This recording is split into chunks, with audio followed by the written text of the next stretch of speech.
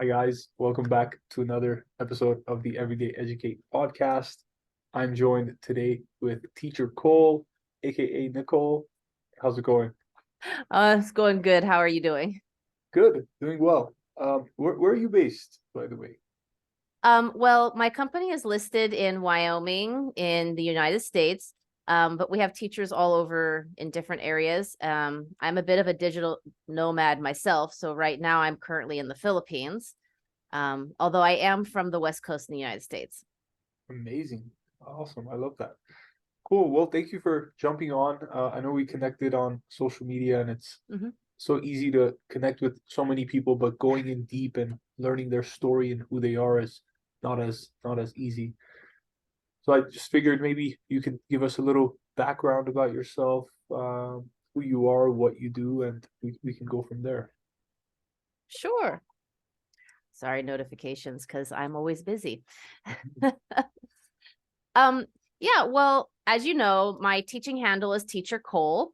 That's actually my nickname as a child, so it just worked out really well. It's very easy for kids to say. Some kids in certain cultures have a harder time saying my name. So I have been teaching for over 20 years. I actually started as a young child. We brought over my parents helped bring over people from Bulgaria and places like that, and I was the babysitter. And then I realized none of the kids spoke English, and so I just took it upon myself to do that. And then as I got older, I became a homeschool parent, and I became a homeschool teacher, and then I ended up teaching other people. And after that, it just kind of snowballed from there. Um, but it was always in person. After school programs, I had a preschool at my house, so things like that.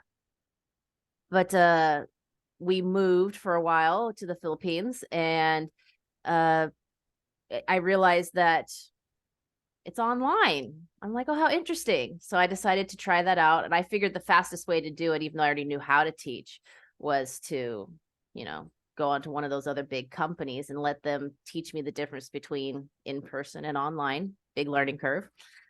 And I realized that I've always worked for myself, and I wasn't very happy working for others because I just felt there was a better way to teach. Hmm. I love that. So I guess maybe we can stick to that topic of online versus in person. Mhm.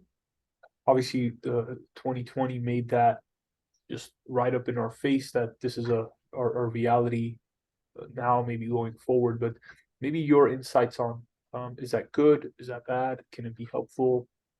Does it have its downsides? If you can elaborate on that. I think both have good sides and downsides. I think that in person is very good for the everyday average student, not in average as in academically, but more of a well-rounded student who doesn't have any issues. I think some of them really enjoy that social interaction in class. But there's a whole group of students who don't enjoy that and find it distracting. Kids who have ADHD or maybe get picked on at school. School is supposed to be a place of learning, and for a lot of students it's not. It's a place of anxiety. And so for those students, I really suggest doing online, and then maybe doing other activities with a social setting, like doing some sports, or meeting up with friends, community centers, things like that. I know from my own experience with my own child that was the case, and that's how I got into homeschooling. Mm. And it made a world of difference. I took a child who was really far behind, and in 1 year's time, we went through 2 years of material Wow, just that because of was the confidence. with your My own child. child. Yeah. Wow, and was this a curriculum that was available that you kind of took and implemented, or was it something you came up yourself? It's kind of funny you mentioned that. So I like to use materials and then jump from them, because I don't feel like you need to reinvent the wheel. There are people who have actually spent entire decades learning the process of creating material.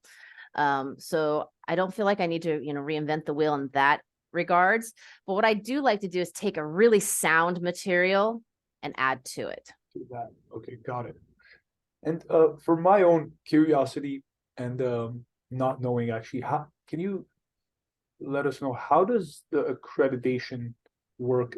And is your main focus for US students? I know you're worldwide, but how does that accreditation work maybe for US students that are homeschooled, private schooled, or any other Ah, non-public school? okay. So private schools are licensed with usually the Department of Education, right? So they have certain guidelines they have to follow because sometimes they're only private, sometimes they get some state funding. So that's the whole legal thing. Homeschooling is very unique in the United States. I cannot speak for other countries because other countries have other laws. I know in the Philippines it's a little different. But in the US, we have that federal system where we have 50 states, and every state can kind of have their own rules about homeschooling.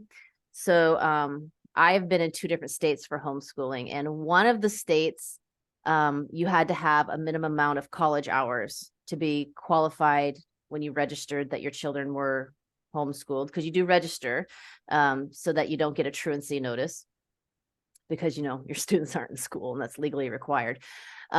So I believe it was 72 hours at one point, and that might have been in Oregon. Or it might have been Washington. I can't remember. It's been a while. And then in Washington, I think in one of them you just had to register, and then the other one you had to have some college education. I qualified for both anyways. But you do have to do the national testing. So while there's this misconception that the kids are home and they're not learning anything, and it's a great way for kids to fall through the cracks. Well, there is a system in place for that, and they do have to take the same standardized testing that the public school students have to take. They take the exact same testing. It's usually in grades, I think like 3, 5, 7, and 9, something like that. Mhm. And they have to take it, and you pay for it yourself because you're not in the public school. So you pay for a proctored test examiner. Usually homeschools parents will join a group and they'll do it as a group. So we all pay for the same proctor testing, and you have to pass it. Actually, you have to pass it at a higher level usually than the public school kids.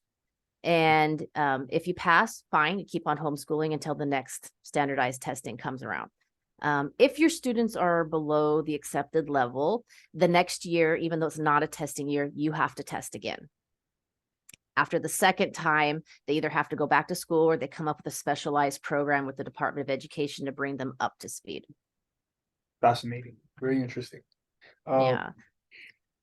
Do you think back to the digital education versus homeschool versus private school, like where do you see the future of education going? Like obviously you have your business, you're teaching, you're educating, you're online, networking, connecting, but for children, where is the future of education going? I think it's going to be a hybrid. That's what I think it is. I think that a lot of schools are overpopulated. They're stretched to the max. So I think that it's going to be a hybrid service where they basically do most of their classes at home and they go to school to kind of like that once or twice a week, maybe 3 times a week, where maybe the younger kids will go more and the older kids will go less, more of a check-in, live time with the teacher, getting that interaction. I personally think it's going to be a hybrid for most students. I know my kids actually did Connections Academy for a while because I did homeschool off and on at a period, and some of them wanted to go back, but they did. Connections Academy is the free public school in some of the areas in the US, and it's an online public school. Interesting. Very cool. Yeah.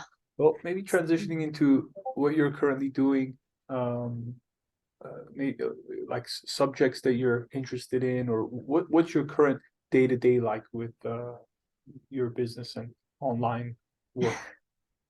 Well, see, my company specializes in tutoring. So we do the online tutoring segment. So most of our students are here after school in the evenings. We do parents as well. We do adults as well. So for us, it's mostly about making more school fun. It's these kids are coming to us after they've already had a full day of school. So we have to find unique ways of imparting pretty much the same information they're getting in school, but in a unique and more of a fun and entertaining way, so it sticks and makes sense.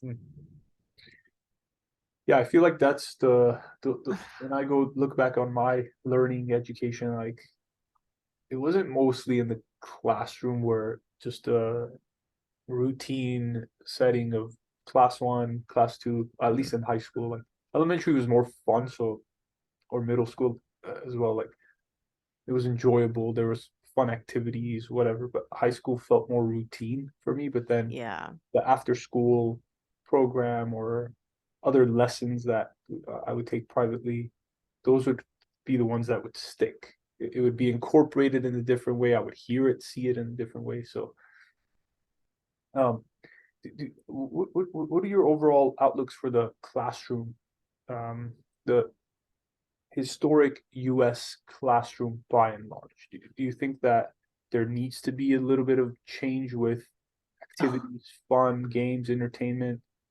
What's kind of your thoughts around that? Again, I think the system is overloaded and I think the system is very outdated. Um, I remember, for example, my parents, of course, and my grandparents told me about their time in school. And I actually did a paper on that in high school at one point. And I actually interviewed like my grandparents and then my parents and all their relatives at that age, and then compared it to my experience in school. And it was kind of funny for me because then when my kids started, right? And my kids are all grown now. The change has been very drastic. We have lost a lot of programs that made school entertaining. A lot of kids don't go to PE anymore. We don't have arts. We don't have crafts. We don't have music. I mean, it's very rare that you see all these things added back into the schools. Ironically, the big money-making sports are still there for the high schools, but all the other stuff is it's kind of like it's going away, and yet they're adding all this extra curriculum, but the schools are failing. Mm. Why? Mm. Why? That's the big question right there. Why? You're making all these teachers take what I consider to be very unrealistic expectations of their education compared to their income.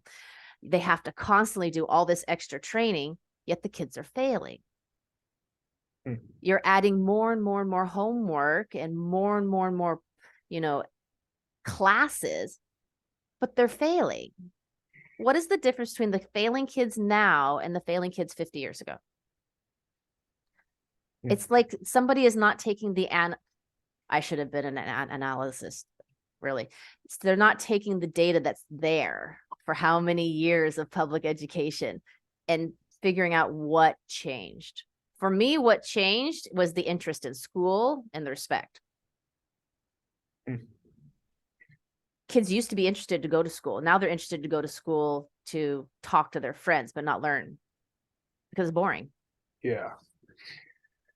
Yeah. Yeah, that's a good set of questions you have, and I think like governments, departments, districts, teachers, Yeah. principals, like they should all be asking that why question. But it seems like there's so many layers to it. My, our mission is very clear, and I want to ask you: we want to see children grow Yep. physically, mentally, emotionally, socially, Yep. cognitively, which is mental, like advance instead of degress, which I'm kind of seeing with my cousins and nephews that are going to school. Whatever way that we can do, obviously, like the school system is the by and large system that they get most of their information. So we want to connect with the teachers, educators, districts, and see how we can help. But I think you're right. Everyone should be asking that why question, and I don't know if everyone is. Maybe, the last thing I want to think is are they doing this? Is it on purpose? Do they not know? Like all those questions run to mind. But I think the intentions are well, but maybe it's not being executed. properly, which is sad. Which kind of leads me. What's your mission in education after all these years? Like, why are you still doing this? Obviously, there has to be a heart for it and seeing the children benefit. But I want to hear what's your mission.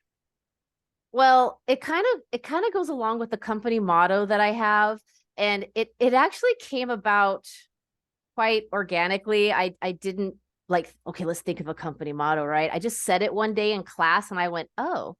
And we like to take kids on a learning journey of discovery where they become information detectives. So we like to train our students into information detectives. What does that mean? We want them to be excited to dig deeper and learn information. How do you do that? By teaching them it's fun to learn the information. Show them that the experience of actually going through that process and the journey can be interesting because we can learn things we didn't know before and it can be fun. Mm. You know, we're quite honest with the students as well. We try to be as fun as we can, but every once in a while we have to go through the boring bit. That's what I call it to my students. I call it the boring bit. I said, I'm sorry, today's the boring bit. We have to go through the boring bit to get to the fun stuff. Mm. So, talking about, I don't know, conjunctions and, verb tenses. I mean, they're not exactly that entertaining, but we have to know the information, right? And we can do it in the most entertaining way possible.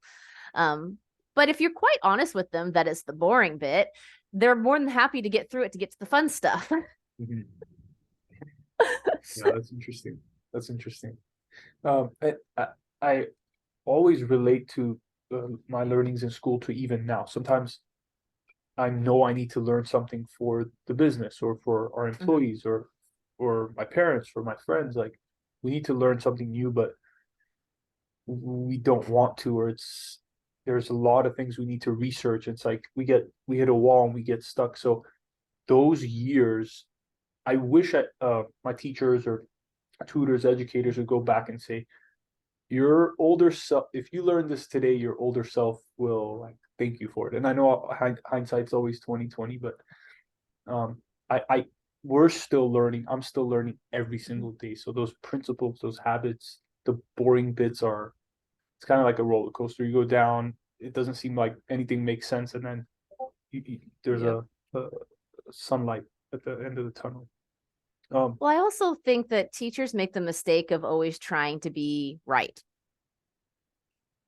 I actually will sometimes purposely make mistakes in my classes to mm, let my students catch them, and I'm like, oh, thank you. See, we adults make mistakes too, mm, even I love that. teachers. I love that. It also trains them to look for those things. It's like subconsciously I'm training them to look for things that they overlook themselves in their own writing or their own speaking. Another thing is that a lot of people like to segment the different curriculum, the different topics, like, science is science, social studies is social studies, this is this, this is that. And I learned through homeschooling that it's actually a little more organic to kind of overlap them. Mm, So we use one subject. So they're learning social studies, they're learning science and current events and cultural studies and history, but they're learning it for the subject we're teaching. So most of my students are here for English. So we use history for English, science for English, social studies for English. mm. So it's not just a boring English class. So we're incorporating other things that are a little more entertaining, but making it part of an English class.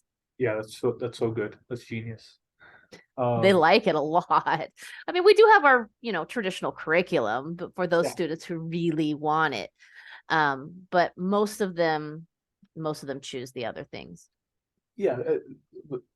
It's just so good where if if again maybe international this makes more sense. I'm not sure, but if a group is trying to learn English and you incorporate a fun science project Mhm. that helps them learn English, like that would be so. I could just imagine being a kid and like going crazy over that. So yeah. Well, Um, and like homework, we don't make them always turn in written because, a lot of times they can write, they can read and write pretty well. Or the students who are struggling who are just learning. So we do unique things like I'll have them turn in videos and audios. And I have a group where it's two brothers, and I have them interview each other for the questions. And so that one is practicing speaking, the other one's practicing answering, and yet we're getting it all done at one time in a video, and that's their homework. Mm. So it's a little bit different. I've even had students turn in where they've made like clay animation videos, and that was part of their homework as well. Wow, I love that. And going back to what you said earlier on Mm. us always wanting to be right, and the system training by tests and turn this and grading, which I think is helpful, but it might, and I've spoken to other teachers about this, it might turn us into memorization machines where it's like, okay, I need to get an A, I need to get 100 on this test. So the teacher said, this is everything that's on it. I'm going to memorize it to the T. Yep. And it's like, we can, if our job is to memorize and be good memorizers, that's a word. My English is not the best. It Um, almost feels like we're training parrots. Am I right? yeah, maybe. And In the again, ear, out the mouth. is there a what's the place of testing and grading and GPAs? Obviously, it's a marker of like, okay, I understood Mhm. something, but how can they truly demonstrate that they understood it? Now, What see, is it? there's the thing. There's the thing right there. So, for example, one of my children, great test taker. I myself am a very good test taker. I'm one of those people where I can study, and if you asked me, I probably couldn't tell you, but if I saw it, I knew exactly what the answer was. So I have one of those kind of recalls. When I see it, I know it. Hmm. Whereas one of my children, he's more of a demonstration. So when you put him in a test, he'll completely just shut down and not know how to answer. But if you ask him to show you, he can do it perfectly. Hmm. So I think testing should be maybe a combination of the two, or giving the students the option of taking a paper test and a demonstration test. I think they should be equally valuable, because when we're in a job, you know, your boss doesn't really care if you can answer a test. They care if you can demonstrate the work. Yeah, that's amazing. I haven't heard anyone put it like that, but I think that's really smart and clever. I wonder how, again, this probably goes on top of the layers. It's like the idea Yeah. is amazing, but how does each school, district, government, state, Now, whatever, how, see, how do they integrate all that? So I know it's a tough task, but I love even this, like the conversation going out there, and hopefully people can hear it, our audience, your audience, and maybe there are people that are in the right positions that can help. yeah. Well, I do know like in the US, and I know some other countries do as well, that we have what's called alternative schools. Hmm. So they're still public schools, but they're kind of run in an alternative system. And a lot of them actually do those kind of things. So the demonstration would be something recorded at home that the teacher would watch and grade. So Okay. it's not like demonstrating in front of your peers, right? Although there is a place for that. So there are options like that. I know because we have those in Oregon, in Portland especially. They have a lot of alternative schools, and throughout the US they have them. And they have a very unique way of engaging the students and giving them opportunities to succeed. And it can be different than just standardized testing. Okay, interesting. So I didn't know that. So I guess there's some good alternatives that Mhm. are providing things like that. Okay, great. Yeah. Um, Transitioning into what I love to ask everyone, uh, say for students that are in elementary to maybe even high school, Mhm. um, what would be the foundational things? Maybe it's skills, habits, anything that you think are foundational for them to learn, have in order to be successful post high school.